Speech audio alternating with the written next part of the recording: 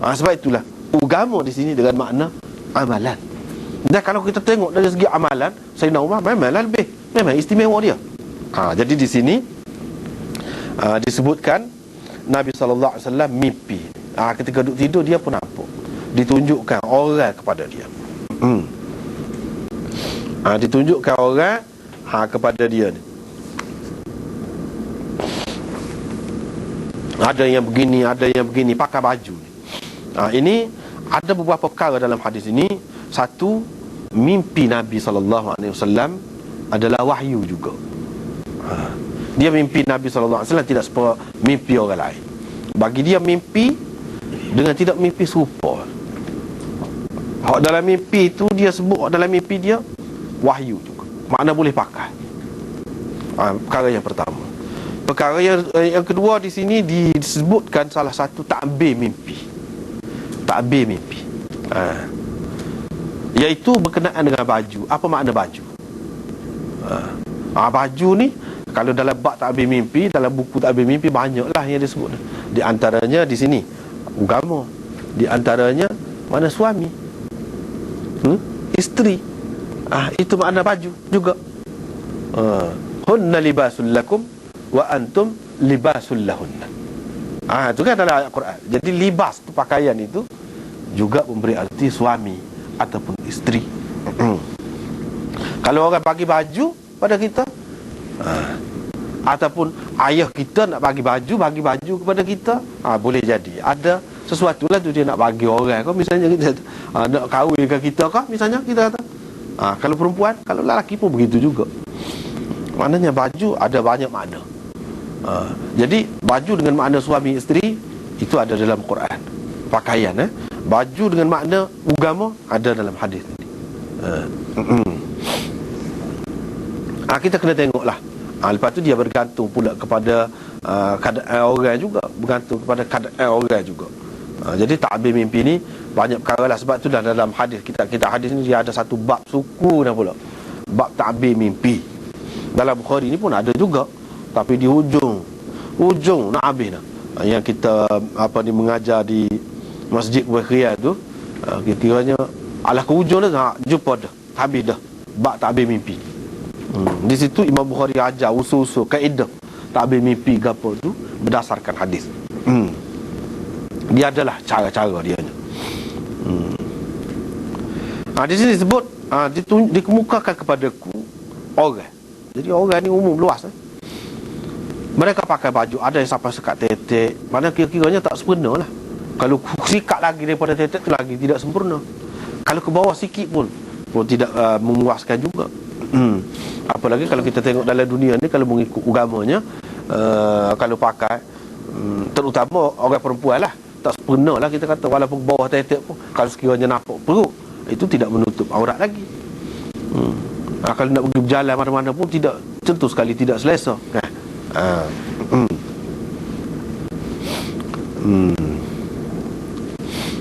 Dan ditunjukkan Sayyidina Umar kepadaku dalam keadaan bajunya meleret.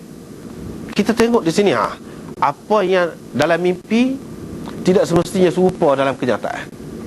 Sesuatu yang mungkin baik dalam kenyataan tidak semesti baik dalam mimpi kalau kita mimpi. Begitu juga sesuatu yang baik dalam mimpi tidak semestinya baik dalam kenyataan. Sebaliknya. Misalnya kita kata di sini, kalau pakai meleret ni, banyak dalam hadis disebut Nabi SAW larang tak molek tu.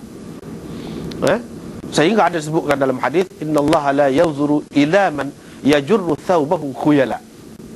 Allah SWT tidak memandang kepada orang yang mengheret kainnya. Mengheret kainnya ketika pakai kain tu labuh lah. Allah SWT tak pandai. Jadi Allah SWT tak kenal lah, maksudnya tak kenal.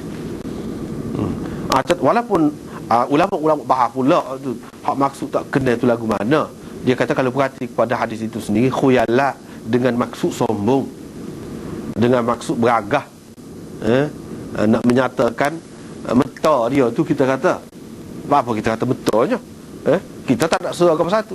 Ialah masyarakat kita ni gini.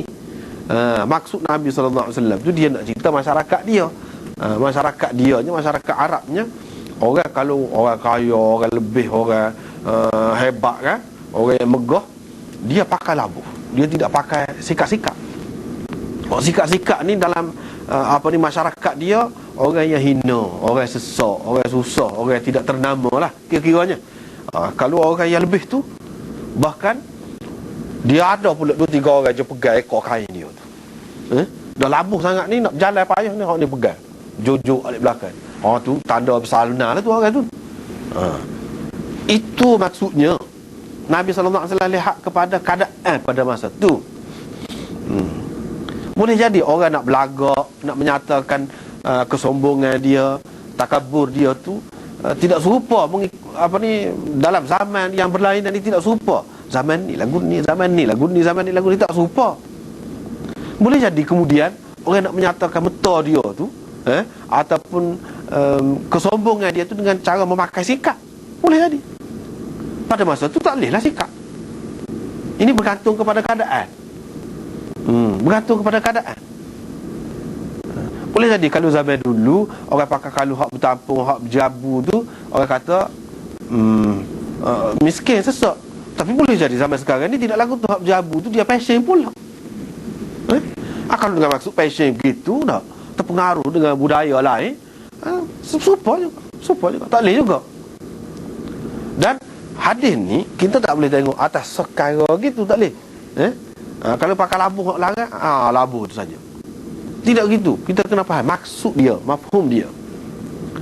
Jadi kalau zaman dulu tak ada, misalnya kita kata spek tak ada zaman dulu. Zaman Nabi dulu tak ada spek. Zaman kemudian pakai spek ni kalau dalam keadaan pakai biasa tak apa. Tetapi ada juga orang pakai spek kan untuk nak menyatakan dia tu lebih, nak menyatakan dia tu hebat. Ada maksud tu. Ini berkait dengan hati. Dengan maksud gapo. Kalau dengan maksud nak menunjuk ke orang, nak menyatakan kita ni kaya, kita maha, boleh pakai hak maha misalnya. Kalau dengan maksud tu, kalau hak maha tu lebih bermutu, itu soal lain. Ni tidak nak menunjukkan kepada orang semata-mata. Itu tak boleh. Itu tak boleh. Ikut gapa-gapa pun, tidak nanti kain saja. Pada pakaian, kasut ke, boleh jadi berlaku. Dia tidak khusus dengan kain saja, tidak. Bahkan kalau kita sebut, tengok pada kain tu, Sayyidina Abu Bakar tanya. Ada dalam riwayat disebutkan, Sayyidina Abu Bakar tanya, dalam Bukhari sendiri pun ada. Dia sebut, bagaimana saya selalu heret kain, kata dia. Mana saya selalu pakai labuh. Nabi SAW kata, tidak, kamu tak termasuk tu, kamu tidak pakai dengan maksud tu. Jadi ini menunjukkan kalau tidak pakai dengan maksud, labuh tu tidak dengan maksud untuk menunjukkan kesombongan ataupun takabur dia, maka tak apa, tak termasuk dalam hal tu. Barulah kita tengok gitu, barulah kita nampak hadis ini luas. Kita boleh pakai belakang, kita tak boleh kata selalu kepada seseorang tu. Padahal dia pakai labuh tu, dia pakai yang biasa je, cuma dia lebih selesa pakai labuh. Lebih selesa pakai labuh. Kita tak boleh kata selalu orang ni tidak mengikut hadis. Orang ni Allah SWT tak pandai dia. Tak boleh kata gitu. Kena tengok dulu dalam banyak segi, kena tengok dulu. Tak boleh kata gitu. Dan itu untuk lelaki. Kalau perempuan lebih baik labuh pula. Perempuan lebih baik labuh. Ni untuk lelaki, kalau perempuan lebih baik labuh. Tak apa kalau labuh sikit pun. Kalau menyeret tanah pun tak apa, perempuan tak termasuk dalam hal ni. Sebab itu kita kena tengok dalam skop yang luas hadis, baru kita nampak hadis itu sebagai pedoman, sebagai panduan kepada kita. Dan tidak terikat dengan zaman lah, nampak begitu. Tidak terikat dengan bahan-bahan ataupun benda-benda yang semasa, tak terikat. Boleh jadi hak tak ada lagi pada masa tu, macam spek misalnya kita, boleh termasuk juga dalam hak ni. Itu berkenaan dengan maksud labuh. Kalau di luar, mana tak molek, Nabi SAW larang. Tetapi kalau dalam mimpi orang tu pakai labuh, tak apa pula, molek pula. Sebab tu kita kata hak tak molek di luar tidak semesti dalam mimpi tak molek. Tetapi